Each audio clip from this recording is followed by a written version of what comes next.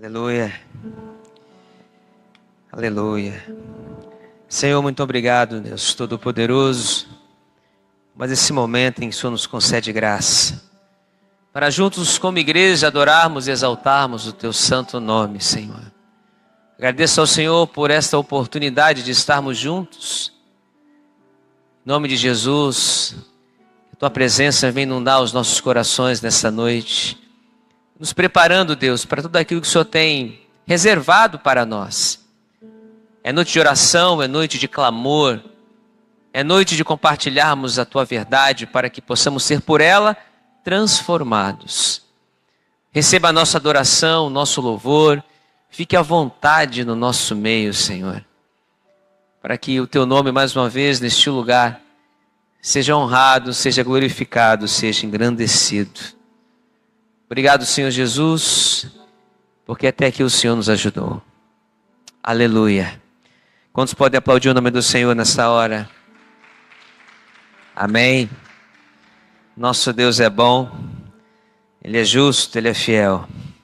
No final do culto nós vamos orar. Se o pastor David chegar a tempo, vou chamá-lo para subir aqui para orarmos nosso propósito de oração pelos amigos. Que estamos aí, acho que é o 24º dia. E à meia-noite, como temos colocado lá no grupo, estaremos orando para darmos continuidade a esse propósito. Que o nome do Senhor seja glorificado. Obrigado, pastorzão, pelo louvor. Eu queria nesta hora convidar a igreja a estar de pé. Nosso irmão Cleitão. Obrigado também, meu amigo, meu irmão. Vamos compartilhar da palavra de Deus que está no livro de 2 Coríntios, capítulo 3. Eu quero compartilhar os versos de 1 a 3 com a igreja. 2 Coríntios, capítulo 3, do verso 1 ao verso 3.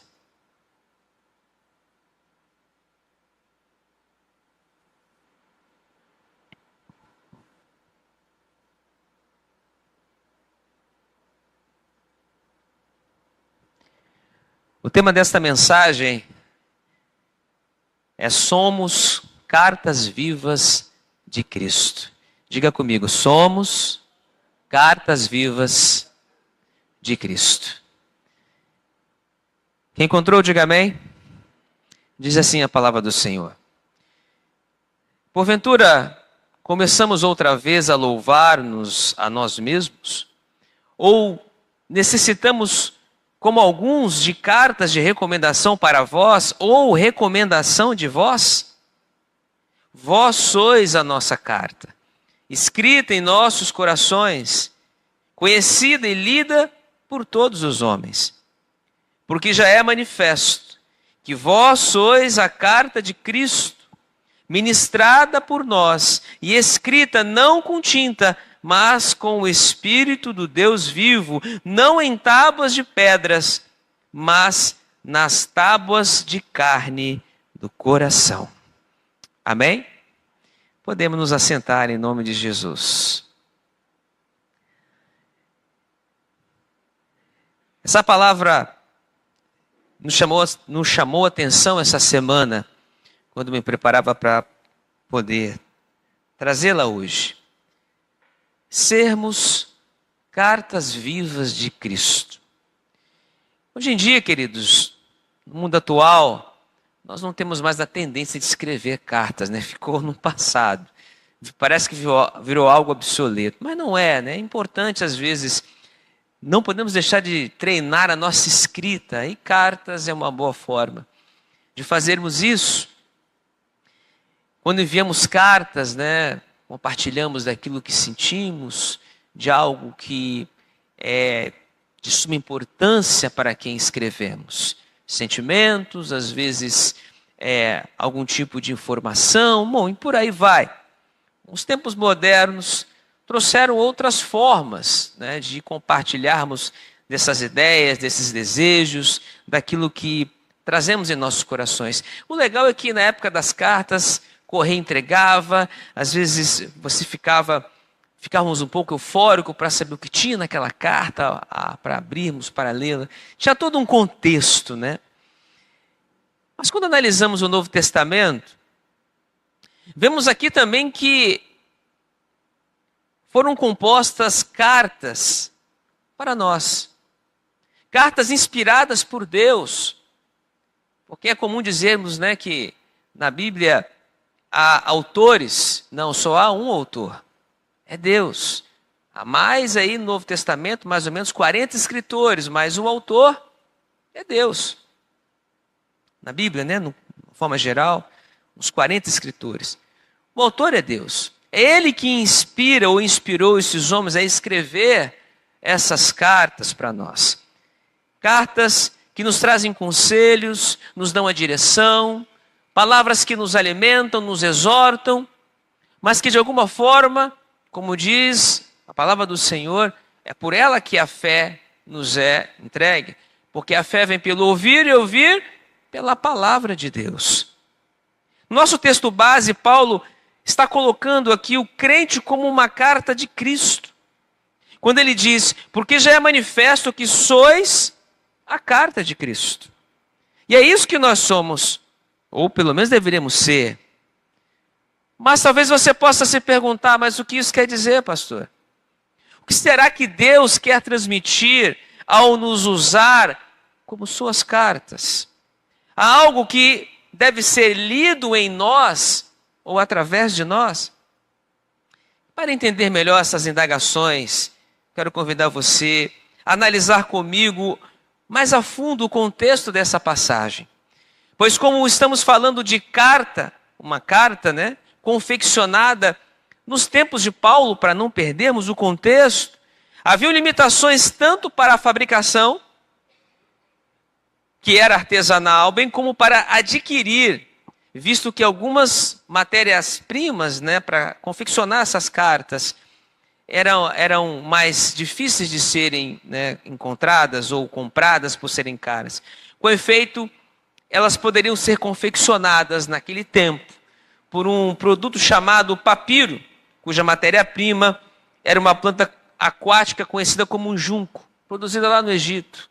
Nós conhecemos isso, né, da escola bíblica dominical, quem já estudou, que era o material mais comum para escrever naquela época.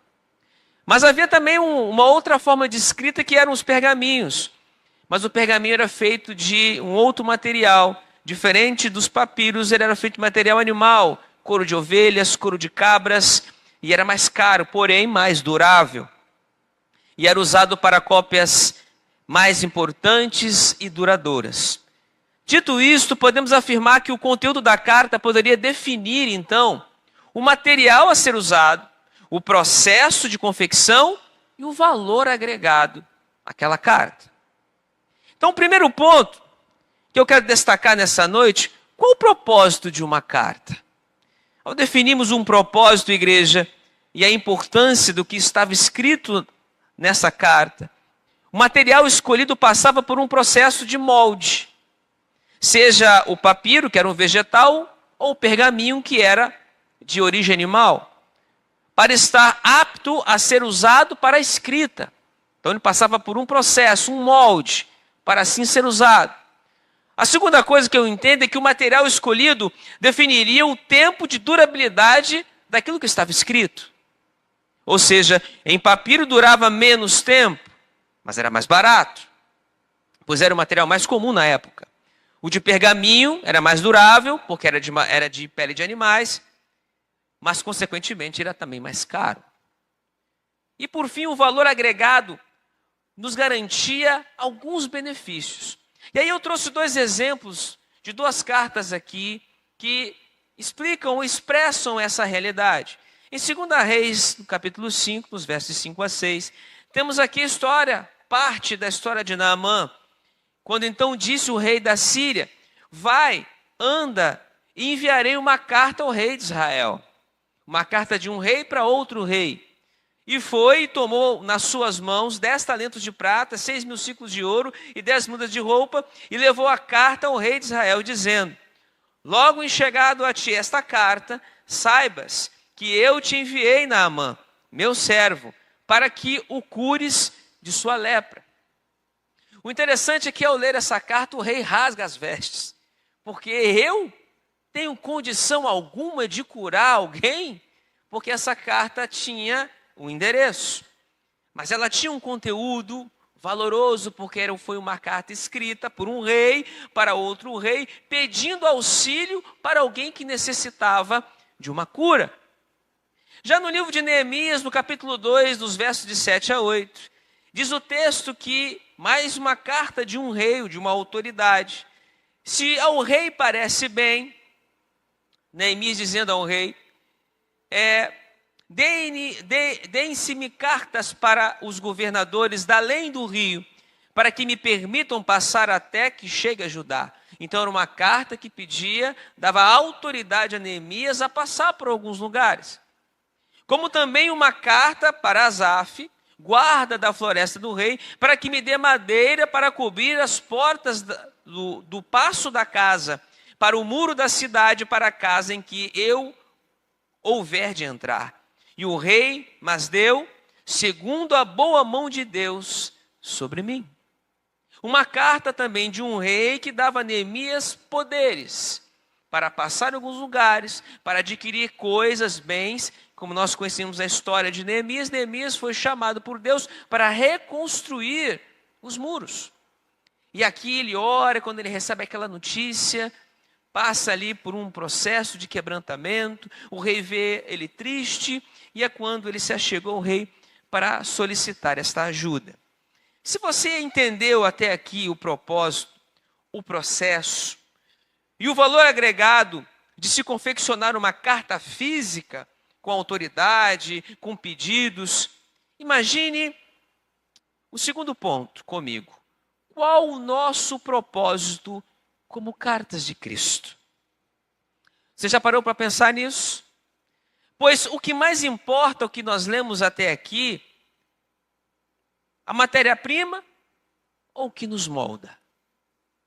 Em primeiro momento, o apóstolo Paulo declara ali no nosso texto base, em 2 Coríntios, no capítulo 3, no verso 1 e no verso 2. Porventura, começamos outra vez a louvar-nos a nós mesmos, ou necessitamos, como alguns, de cartas de recomendação, como o próprio Neemias pediu ao rei, para vós, ou de recomendação de vós? Vós sois a nossa carta, diz o apóstolo Paulo, escrita em nossos corações, conhecida e lida por todos os homens. Paulo estava dizendo isso porque ele estava comprovando de que ele não precisava disso. Porque aqueles homens de Corinto estavam representando aquilo que o próprio Paulo havia ensinado a eles. Como ele declara, vós sois a nossa carta. Porque Paulo passou um tempo ali ensinando, ministrando, e agora aqueles homens estavam, pelas suas atitudes, pelas suas mudanças de vida, pelas suas palavras, representando aquele que os havia transformado. Primeiramente, Paulo, num quesito humano, mas Paulo representava alguém que estava acima dele, o próprio Cristo. Isso corrobora, igreja, com as palavras do profeta Isaías e do profeta Jeremias, inspiradas por Deus, quando ambos declaram duas coisas importantes aqui. Em Isaías 64:8 está escrito assim: mas agora, ó Senhor, Tu és o nosso Pai, nós o barro, ó a matéria, somos nós, e Tu nosso oleiro, e todos nós obra das Tuas mãos. E essa mensagem corrobora com o que está lá em Gênesis. Porque Deus nos criou do pó da terra, do barro Ele nos criou. Uma matéria simples, mas que traz dentro de si um tesouro precioso, pelo menos para aqueles que têm o Espírito Santo. Jeremias 18:4, aquela passagem que Deus nos chama a descer à casa do oleiro, no verso 4 está escrito assim: como o vaso que ele fazia de barro quebrou-se na mão do oleiro, tornou a fazer dele outro vaso, conforme o que pareceu bem aos olhos do oleiro fazer. Ou seja, o autor, o escritor da carta, ou seja, aquele que maneja, vamos colocar aqui o barro, ele tem autoridade. Só ele tem poder para transformar e fazer o que precisa ser feito, para que o conteúdo seja valorizado. Se o conteúdo, então, é o que importa, como epístolas de Cristo, devemos dar uma expressão de Cristo ao mundo. E aí você me pergunta, mas como, pastor? Precisamos ter a mente de Cristo. E esse é um processo que eu tenho certeza que já começou na sua vida. Mas ele precisa permanecer. Porque nós estamos em constante mudança. Deus não. Deus continua o mesmo porque Deus é perfeito. Agora eu e você não somos. Nós somos a carta de Cristo sendo escrita, sendo moldada, sendo transformada. É por isso que precisamos entender com simplicidade o que a mensagem fala ao nosso coração. Em 1 Coríntios 2,16, Paulo fala a respeito dessa verdade. Nós temos a mente de Cristo. Ele diz assim, porque quem conheceu a mente do Senhor para que possa instruí-lo? Mas nós temos a mente de Cristo. Mas foi lá em Filipenses 2, dos versos de 1 a 8, que Paulo expressa literalmente o que significa ter a mente de Cristo. Ouçam. Portanto, se há algum conforto em Cristo, se há alguma consolação de amor, se há alguma comunhão no Espírito, se há alguns entranháveis afetos e compaixões, completai o meu gozo ou a minha alegria, para que sintais o mesmo.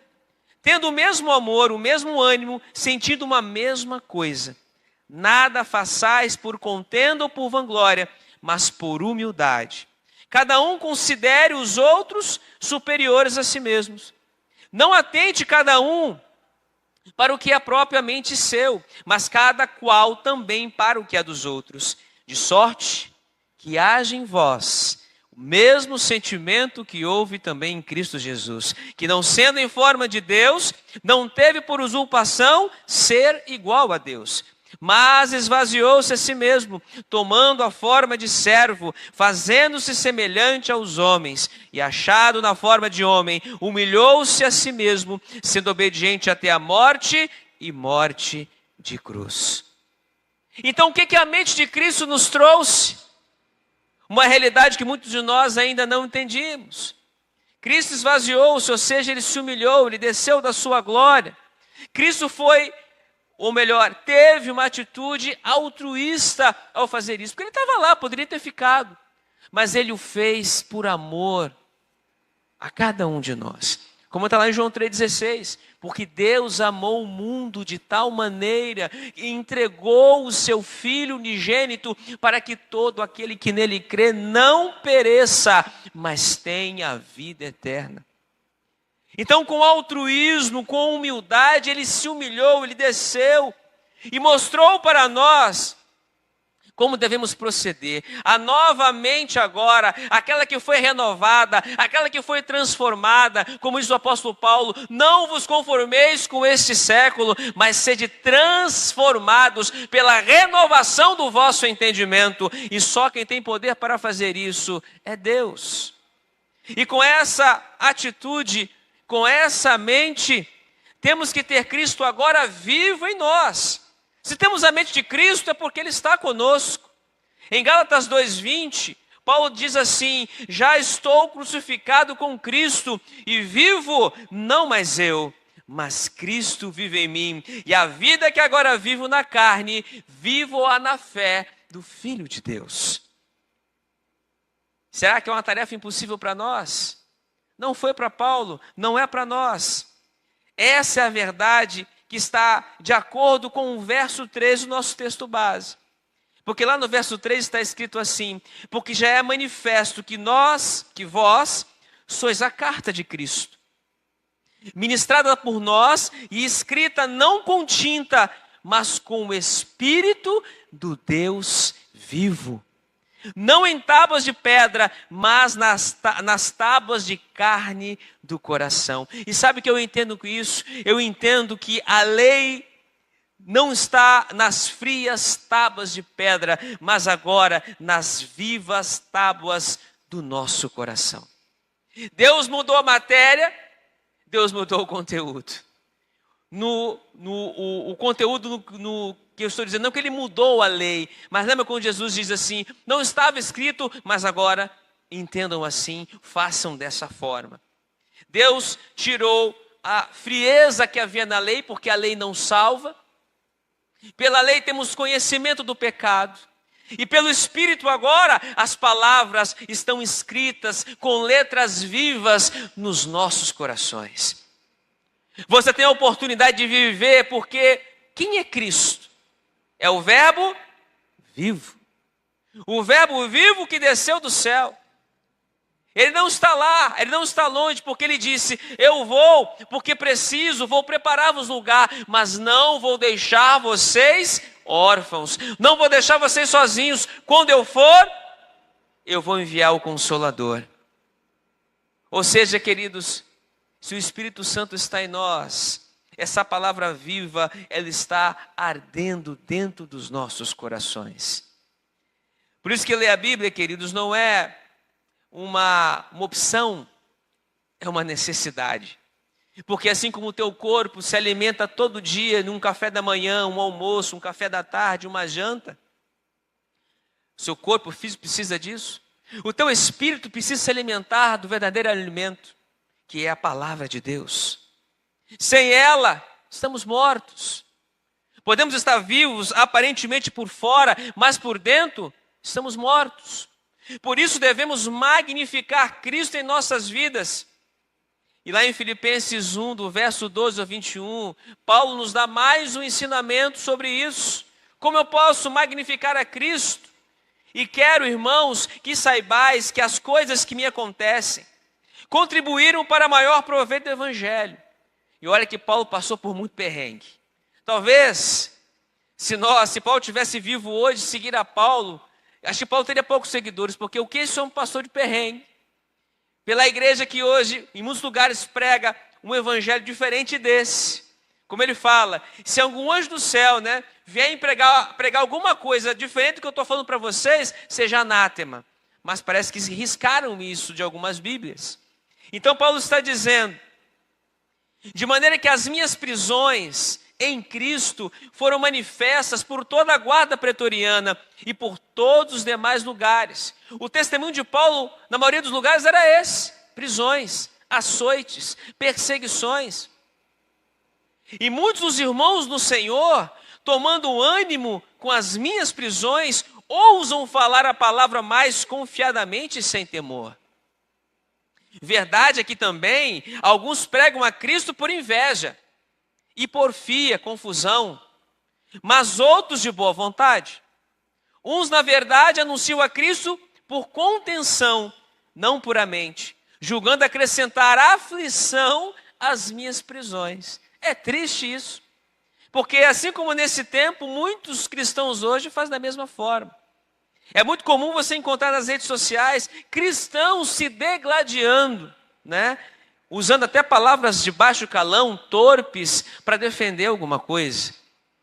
Que tipo de carta esse cristão está sendo? Então Paulo continua. Mas outros por amor, sabendo que fui posto para a defesa do Evangelho.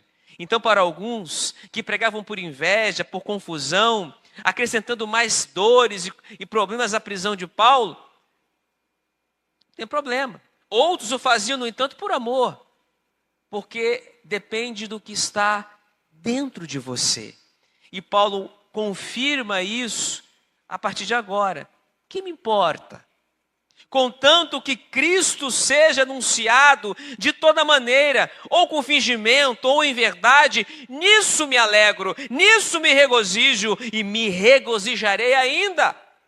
Porque sei que disto me resultará salvação, para que a vossa oração e pelo socorro do Espírito de Jesus Cristo, segundo a minha intensa expectação e esperança, de que em nada serei confundido, antes, em toda a confiança, Cristo será, tanto agora como sempre, engrandecido no meu corpo, seja pela vida, seja pela morte. E agora esse último verso vai fazer mais sentido para nós, quando ele diz assim: porque para mim o viver é Cristo e o morrer é ganho.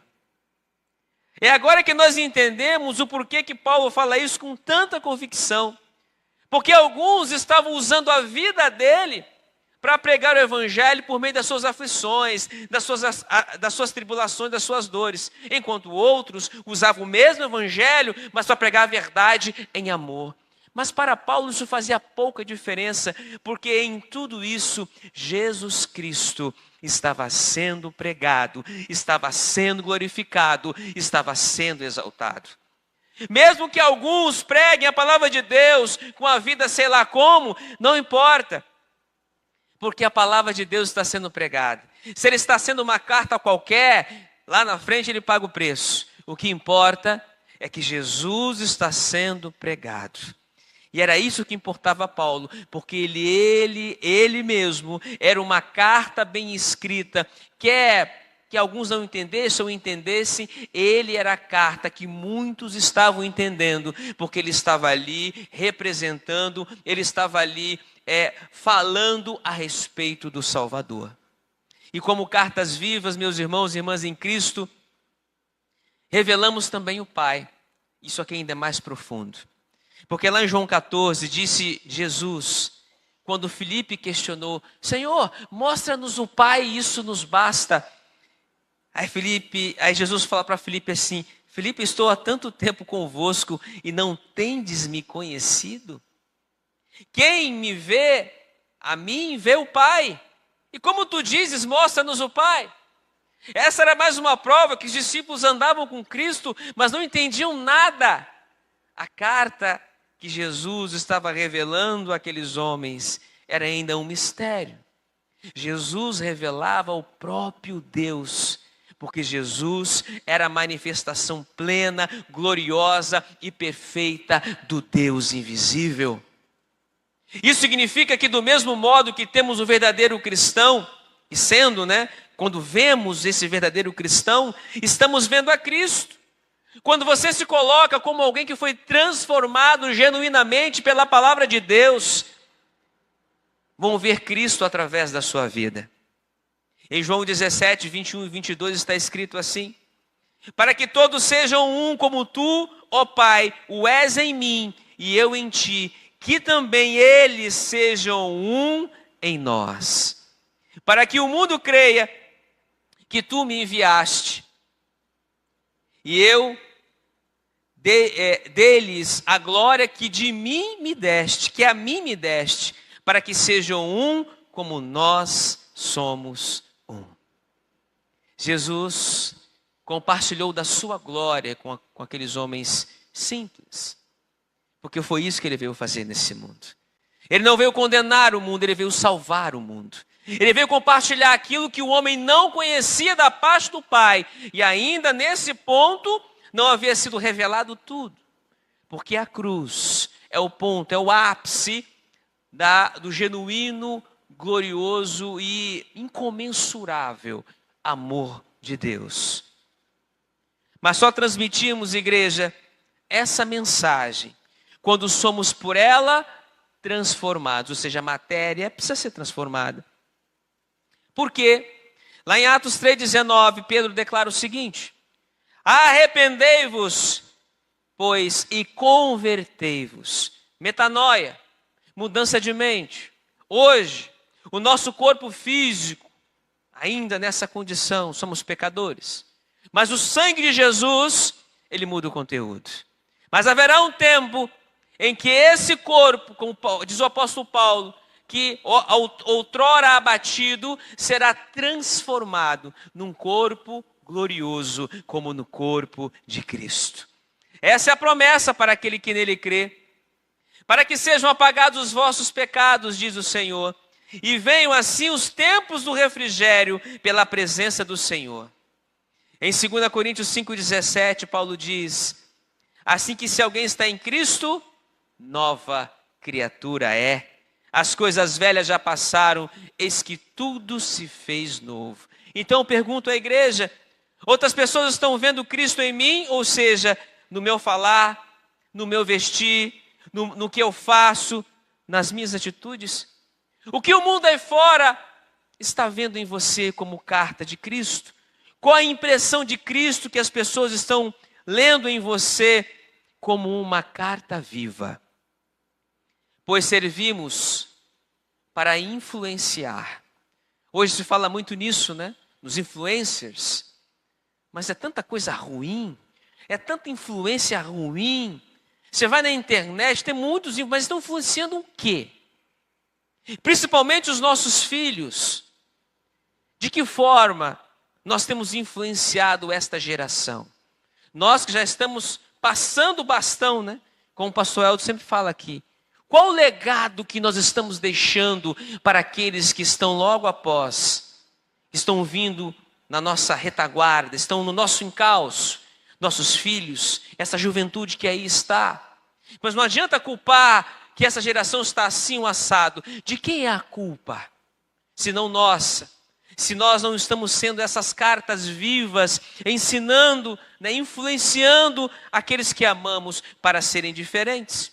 1 Pedro 3, no verso 1, Pedro diz assim: semelhantemente vós, mulheres, sede sujeitas aos vossos próprios maridos, para que também, se alguns não obedecem à palavra, agora ouçam isso, pelo porte de suas mulheres, sejam ganhos sem palavra.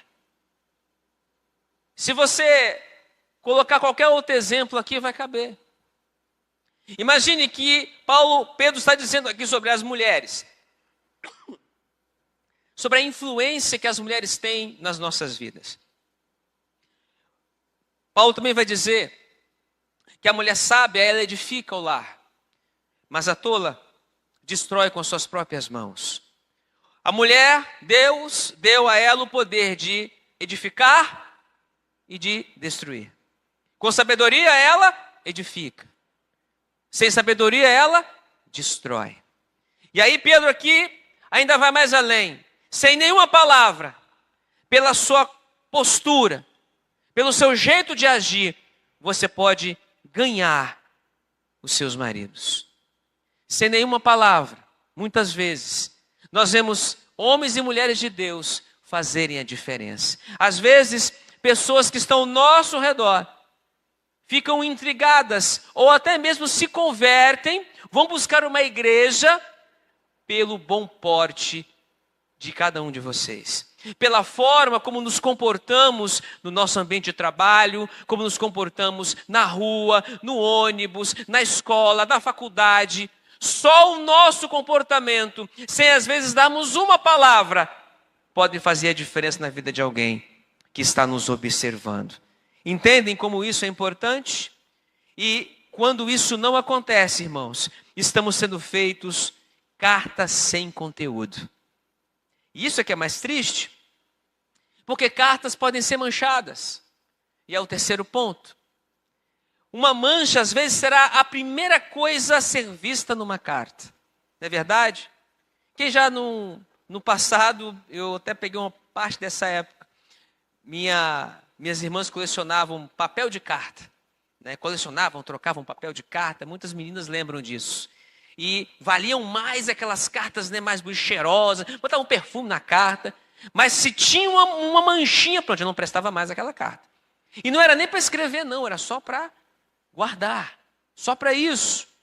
Dessa forma, então, o cristão, igreja, precisa ser extremamente cuidadoso e zeloso para que sua vida, porque você é a carta, não se torne manchada e suja.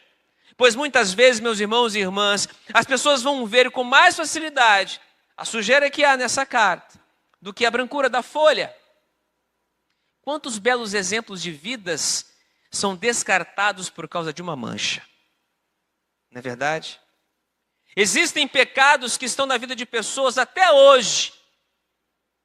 Já passaram-se anos, mas alguém vai lembrar, mas aquele pastor, mas a fulano.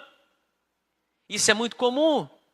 E é engraçado que quando Jesus veio a esse mundo, há várias situações, Jesus adorava usar esses exemplos com os fariseus, os saduceus, com os mestres da lei, que eram hipócritas. Ele adorava usar samaritanos, mulheres, né, que viviam à margem da sociedade, prostitutas, né, cobradores de impostos, né, como Zaqueu. e dentre outros. Para quê? Para confrontá-los. Vocês são hipócritas.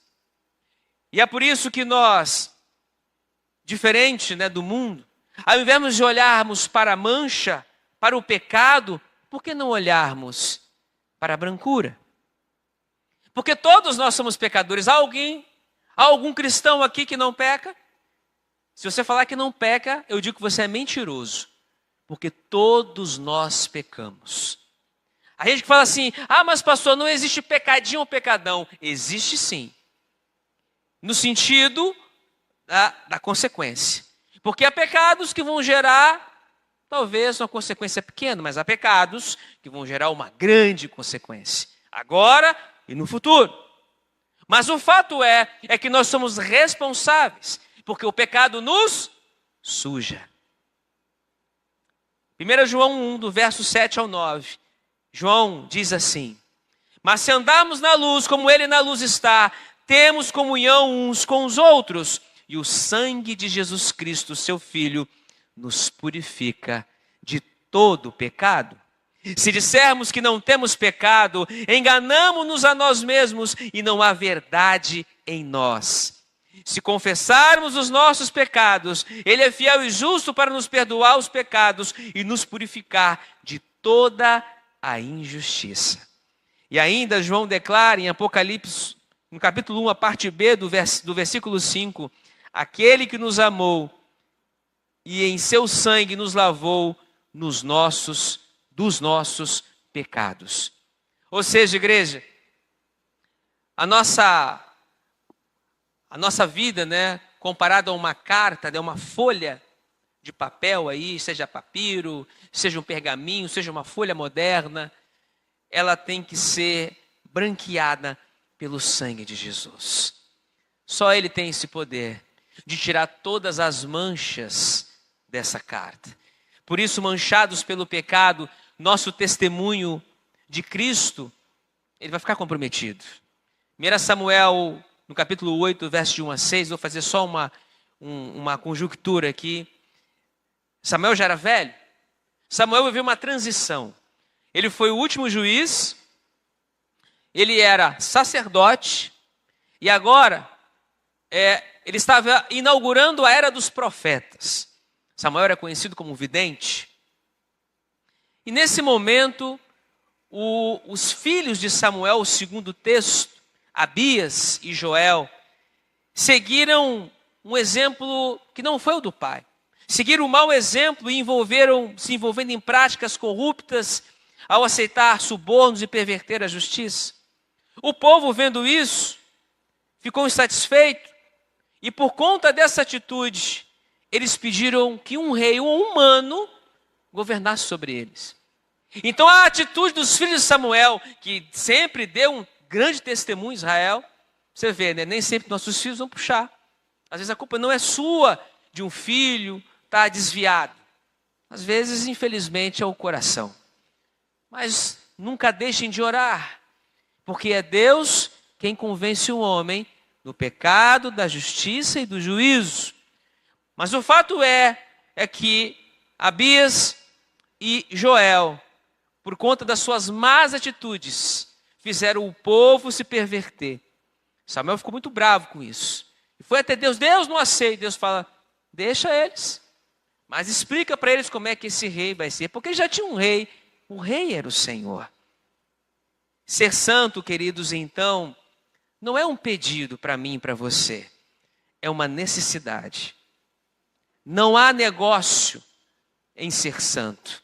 Porque lá em 1 Pedro 1, dos versos 15 e 16, está escrito: mas como é santo aquele que vos chamou, sede vós também santos em toda a vossa maneira de viver. Sejam separados, sem mancha. Porque está escrito, e Pedro cita Levítico 20, verso 7. Sede santos, porque eu sou santo. Em Hebreus 12, 14, só para fechar essa ideia, o escritor da carta aos Hebreus diz assim: segui a paz com todos e a santificação, sem a qual ninguém verá o Senhor. Então não tem como negociar a santidade. Porque sem santidade não veremos a Deus. Se somos carta, precisamos ser separados, precisamos ser santos. E aqui, para nós finalizarmos, essas cartas, que somos nós, contêm a assinatura do seu autor. Por isso, como cartas de Cristo, carregamos sobre nós o seu nome, a sua assinatura. Em Atos 11, 26 está o registro de quando os discípulos foram chamados pelo nome de Cristo pela primeira vez. Está escrito assim: e sucedeu que todo um ano se reuniram naquela igreja. Isso significa um ano, hein? Testemunho. E ensinaram muita gente, ou seja, passaram adiante, deixaram um legado. E em Antioquia foram os discípulos pela primeira vez chamados cristãos. Porque ser cristão é ter a identidade de Cristo. Você não tem só o DNA do Senhor, porque o sangue de Cristo corre nas tuas veias. Você também tem o CPF dele. É por conta disso que Deus Pai te aceita nos céus. Não foi pelo que você faz ou fez, é pelo que Ele fez. É por isso que nós estamos aqui. Porque quando o Senhor olha para nós, sabe qual carta que Ele vê? Ele vê o sangue de Jesus escrito em nossas vidas. Ele vê a palavra viva dentro de nós. E como cartas que levam o nome de Jesus, nós temos que buscar viver sem envergonhá-lo. Paulo estava dizendo aos coríntios que eles eram a aprovação, eles eram a recomendação de seu ministério. Nós também, igreja, nós somos prova do ministério de Cristo neste mundo.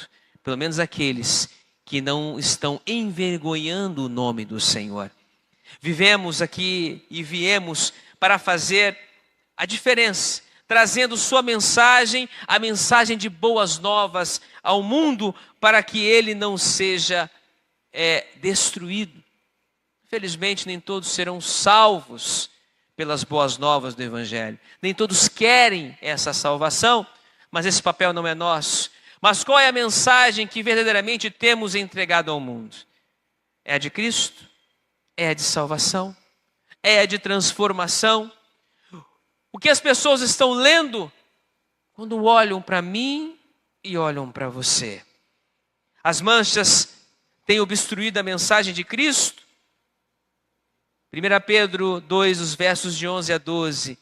Pedro mais uma vez nos exorta dizendo: amados, peço-vos, como peregrinos e forasteiros, que vos abstenhais das concupiscências carnais que combatem contra a alma. Tendo o vosso viver honesto entre os gentios, para que naquilo em que falam mal de vós, como de malfeitores, glorifiquem a Deus no dia da visitação, pelas boas obras que em vós observam. Amém, igreja? Pelas boas obras que em vós observam. É isso que a palavra de Deus está dizendo. Não é pelo que você fala, é pelo que você está fazendo.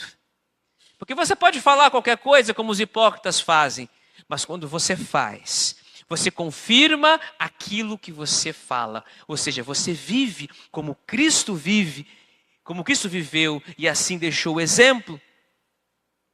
Que através dessa mensagem, nessa noite, possamos ser essa carta viva, aberta, legível, anunciando a vida de Cristo que existe em nós. É um desafio, não é, igreja? Todos os dias, eu e você abrimos os nossos olhos e nos deparamos com o que diante do espelho? O que estamos vendo ali de verdade? Mas não é para você desanimar. Essa palavra é para você se fortalecer na presença do Senhor. É para você saber qual é o tamanho da sua responsabilidade no dia que você se tornou essa carta viva. Deus está escrevendo através da sua vida. O livro de Atos ele não termina porque a igreja continua viva, continua no mundo. Nós estamos escrevendo uma história. E que história nós estamos escrevendo? Qual o legado que nós vamos deixar? E é esse o meu apelo nessa noite. Eu sei que talvez cada um de nós que está aqui tem vivido provas, lutas, adversidades. Paulo viveu isso. Mas o que importa? Se Cristo está sendo anunciado através da sua vida. No final, deixa eu te dizer uma coisa. Tudo isso vai valer a pena.